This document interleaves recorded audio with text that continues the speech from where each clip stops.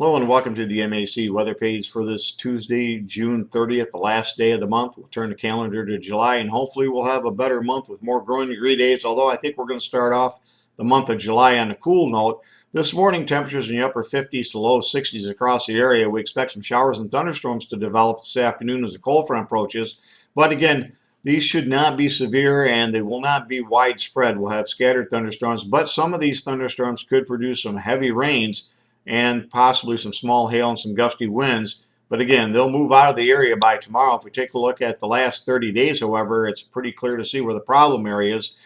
This area and the purple areas between 10 and 15 inches of rain, even a spot of 15 to a little bit more than that across the area just to the southwest, looks like, of the Blissfield Jasper area. But certainly that whole area from around Dundee and Adrian and Blissfield over to Monroe, certainly very hard hit with lots of issues certainly for those folks, and really too much rainfall. Once you get into this red area and the area south, that would be 5 to 10 inches of rain. Most of central and south central up into northern Michigan, the UP, even though it's been wet, is certainly much more manageable, and things are looking pretty decent around here. In fact, we're getting a little bit dry here in the Breckenridge area, at least at the surface levels.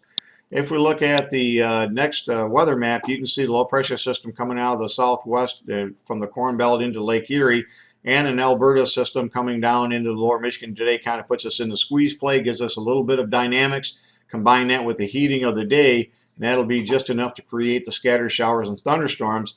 Obviously, below this cold front from the Ohio Valley and Tennessee Valleys into the mid-Atlantic, that's where all the juicy air that we've had as of recent now resides, and that's where it's going to stay, looks like, for the next week to 10 days. So any showers and thunderstorms we get will not be like what we went through. They'll be more progressive in nature and certainly not nearly as widespread or heavy.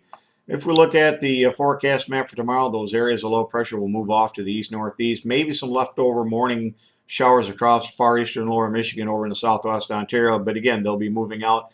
Well, plenty of sunshine, I think, for Wednesday. In fact, for the 4th of July weekend, it now looks like these systems to the north will stay well to the north, and the moisture-laden storms across the southern part of the United States will remain well south of Michigan. So it looks like a really nice 4th of July weekend with highs across the northern areas in the mid to upper 70s and low to mid 80s across southern lower Michigan. So it should be a fantastic 4th of July weekend as it looks right now. If we look at growing degree days so far for the year, you can see quite a difference between southern and central Michigan, about 200 growing degree day differences. And so if you're going to have some issues and you have to try to replant, I suppose this would be the area to do it, although it certainly would be a uphill battle to get much in the way of yield at this point. And you can see we are actually behind the last several years, in which were not very good years, and we're behind those levels. But that's the April 1st numbers. If we actually go to the 50% plant date on corn, which is about 2 weeks earlier than the last couple of years, we are actually in the Blissfield area here, right about on pace with 2014. But again, we had better moisture levels at planting. Things popped out of the ground at a much quicker pace. And if we look at the Breckenridge area, although we're a little bit behind normal, we're certainly ahead of the last couple of years. So far we're okay. We'll gain ground here over the next few days.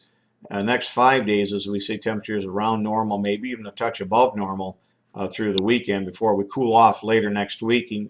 And here in the Breckenridge area, these are the last 20 growing seasons, and we're right about in the middle of the pack. Took a little bit of a right-hand turn here this week, but we'll gain it over the weekend before we cool down next week. But still nothing too serious. Hopefully mid-July into August will be above normal, and we should hopefully catch up on growing degree days. But for the first couple of weeks of July, it's going to be a struggle. And if you look at the 2-inch temperatures at the soil here in Breckenridge, you can see at the 2-inch level the big variations on sunny, warm days. And you can see with temperatures well up into the 80s near the surface, you can see why we do evaporate quite a bit of this moisture.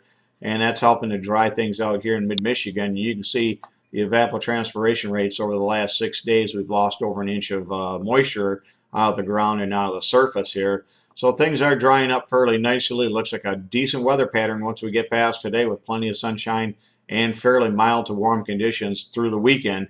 Thanks for stopping by and have a great day, and 73s to all.